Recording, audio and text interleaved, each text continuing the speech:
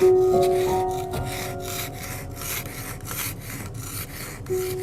morning, folks. Yes, that's right, I'm in the car. And welcome to another photography challenge with Paul and Arjan. This one might be one of my shortest videos of this series. The reason for that is because I don't feel all too well this morning. It's 8 o'clock right now. I haven't slept at all last night and I feel kind of tired and drowsy or whatever. But I thought, get up anyways and go out. It's a nice and cold morning. It has frozen, as you can see on some of the shots of this intro. And, I was thinking that maybe if I go out, I would, the fresh air would do me good. And I would kind of feel a little bit better from that. So in this video, we're only shooting with a fixed focal length, and I'm using the 35mm f1.4 on my X-T4 right now, and I'm just going to take this one. The initial plan was for me to take my Nikon out and use 2 or maybe 3 lenses with fixed focal lengths like primes, but today I don't really feel like, and it basically doesn't matter what lens or camera you take. You can do photography with any type of camera lens, of course. So I'm just going to keep it easy for this video. I'm going to walk around with the X-T4 and I'm going to be filming the shots I will be taking, so you'll get like a kind of a direct view while I'm filming of the potential shots that are going to end up in this video. And there's a small nature reserve a few minutes away from here, and hopefully it's nice and quiet out there. We can go there now and walk around and take some photos with the 35mm. So fixed focal length challenge. Let's go. So I think we're gonna start off with a nice sunrise shot. It's around 8 o'clock in the morning now, and the sun is just above the horizon now, and I will walk on this path and try to find a cool place, which basically doesn't matter from here, I guess, to shoot a sunrise photo. Yeah, so this will be my shot right here, where the sun is in between the trees and above the water. I think this makes for a cool first shot of this video. Don't you agree?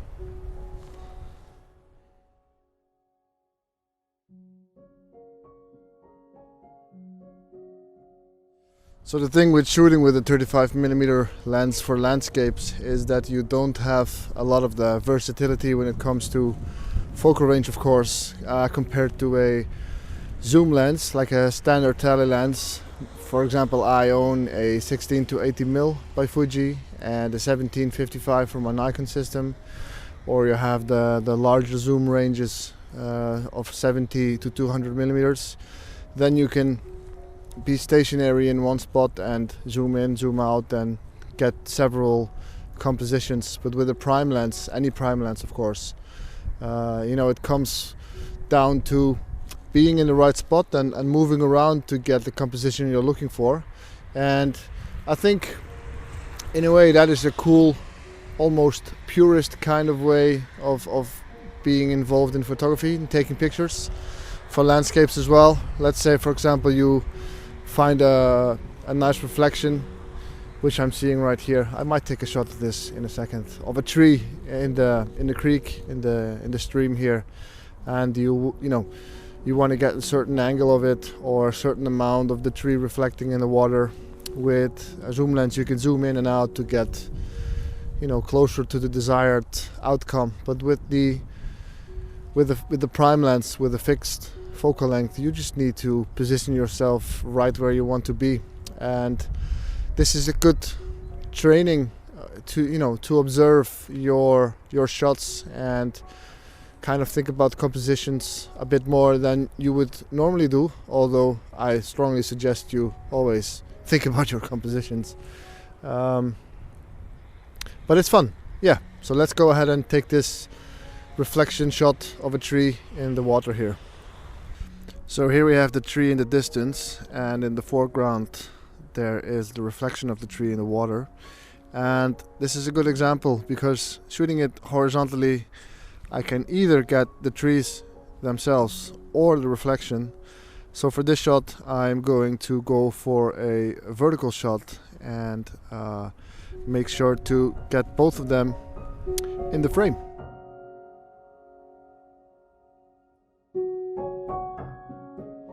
So the light is pretty good right now, so I'm going to, make use of it while I can, because I think in a half an hour or in an hour it's going to be flat because there's no clouds in the sky.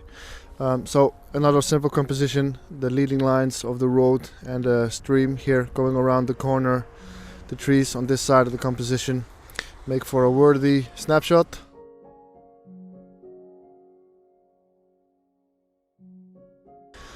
And we are now looking in the opposite direction with the light hitting the trees from this side, and there's some nice lines here as well, some good light, so this will be another shot that will make it in this video.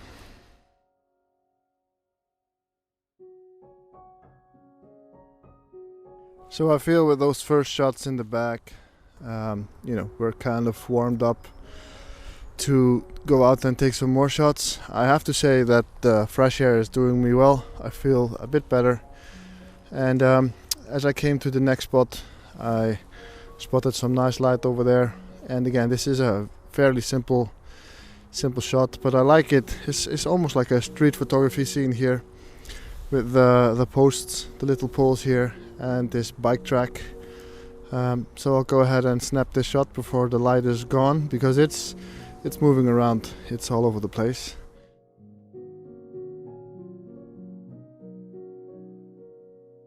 For those of you wondering, I have been shooting HDRs for most of the scenes today so far, because shooting into direct sunlight gives for very challenging conditions, of course, for the light, and you can expose for the highlights, but then my foreground and the shadows would be completely blown out. So I'm doing HDRs. The Fuji X-T4 offers HDR on the body. It's like its own specific mode. So I haven't really used that a lot on this camera. So it's going to be a nice, hopefully a nice surprise for myself as well when I see the end results.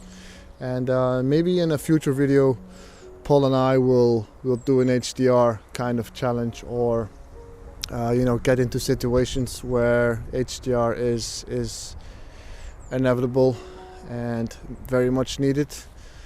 Yeah, so far today I have been shooting HDR, and probably for the next couple of shots I will also be using HDR. And right now I am browsing the area and determining which way I will head to get my next shot. But I think the only way to find out is just get out there and start walking. So let's find a new cool shot.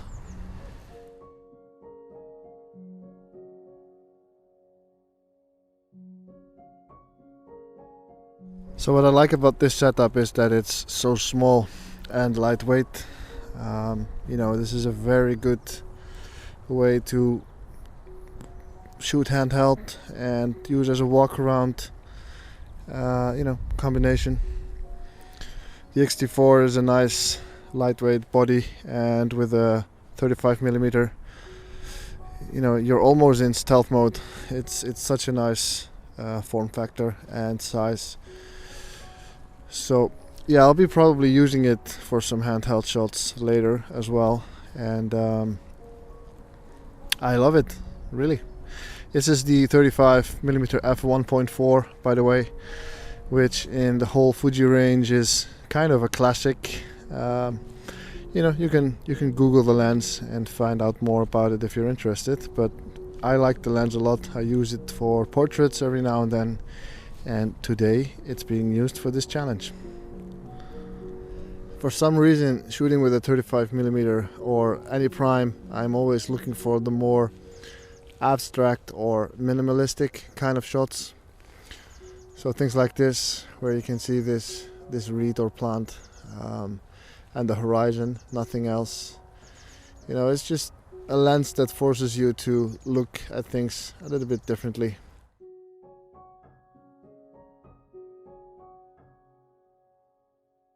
And this is also a lens that's quite nice as a close-up lens. It is by any means a macro lens, but you can still get some nice close-ups and detail shots with it. And the nice aperture on this lens, being f1.4, can make for a nice depth of field, so you can really isolate the subject you're focusing on and get some background separation and things like that.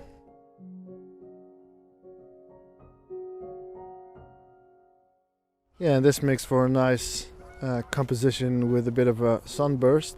Let's go ahead and take this sunburst shot as there is a group of geese flying by. I don't know if you can hear them, probably not.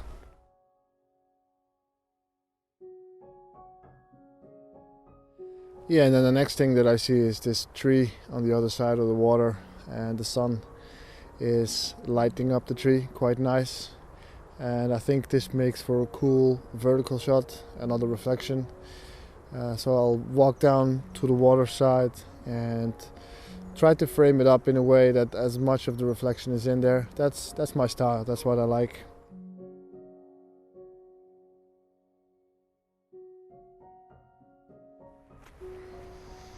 You know, I have to say that I'm having more fun than I thought I would have waking up this morning, not feeling all too well.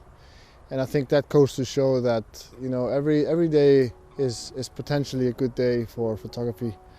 And this way, you know, today is kind of a day where I realized that just going out is what it's all about. And you kind of reconnect with that pleasure and joy and fun you get from doing what you like, which in my case is landscape photography. And, you know, I could be laying in bed right now and I probably feel a bit better physically, but I'm happy that I went out and start shooting with this 35mm fixed focal length challenge, because, you know, I can feel the sun on my face right now. It is nice and fresh and cold outside, which is my type of weather, and I just feel a lot better than I expected to be, and all of that thanks to just making the decision to go out and you know, take photos.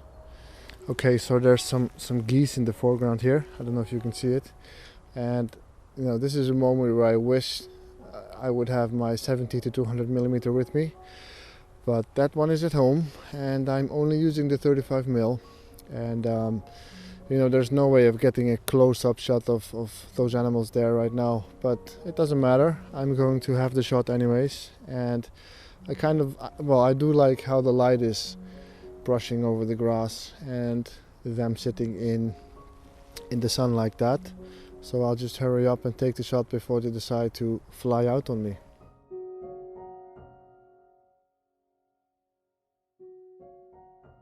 So right now, as I was taking this photo of those geese in the field, I felt not so much limited because I was only using this focal length, but it just goes to show that how spoiled, you know, we are with all these different types of lenses. For a shot like that, I would have taken my 50 to 140 on the Fuji or my 70 to 200 on the Nikon. And in an area like this where there's woodland and some water around, I would very much shoot at the wider range normally, you know, 17, 18 or 16mm on a couple of my lenses that I own. And 35mm it's not per se a weird you know, focal length for landscape photography, but it is as I said before, it's a focal length that kind of forces you to look at things a bit differently. The obvious shots, the wide ones or the telezoom lens shots are not there right now, and I think it's fun. You know, you start looking for details and a bit more intimate compositions than you would normally do. In my case, at least, I think it's nice. you know, this challenge turned out to be, as I touched on before, more fun than I thought. Mainly because the conditions are nice right now, and I'm still starting to feel better and better as we go. But yeah, this lens is fun. I invite you to, and challenge you basically also to, you know, if you own a prime lens, or even if you don't own a prime lens, you can stick on any lens and kind of make an agreement with yourself to only shoot on one focal length for a day or something, and you know, have some fun with that and see what kind of stuff you come up with. Yeah, and this is again a nice and simple but good looking scene where the shadows of the trees are in the grass, the sun is peeping through the trees here. There's some water there, so you know, it's just one of those. It doesn't get simpler than this. This is on eye level. There's, you know, no strange, no crazy composition. It's just a straightforward shot. But what I really like about this, the way these shadows are going into the corners here, so which draws your eye towards the center of the photo a bit, and that way you get a cool shot.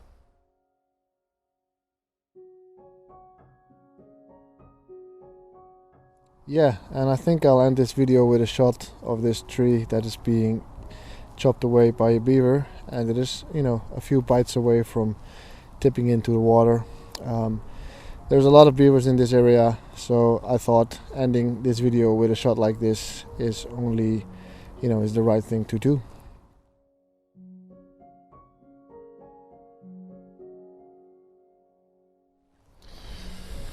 So before I end this video, I want to say a big thanks to all of you who have been checking the photography challenges that Paul and I are doing. Your support means a lot, and both Paul and I feel that the momentum for this series, the challenges, is growing a little bit. At least I can see some more people coming in and watching our videos.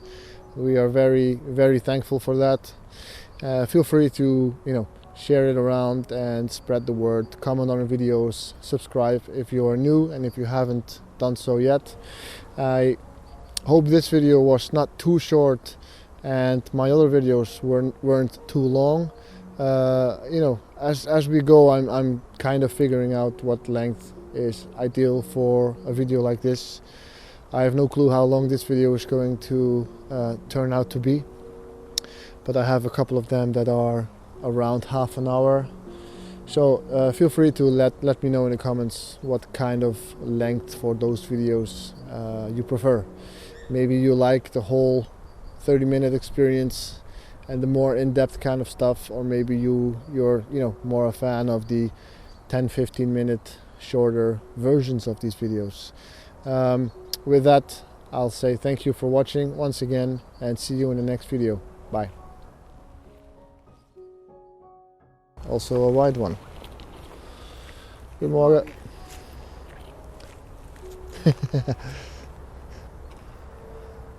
Yeah, that's what happens, you know. Morgen.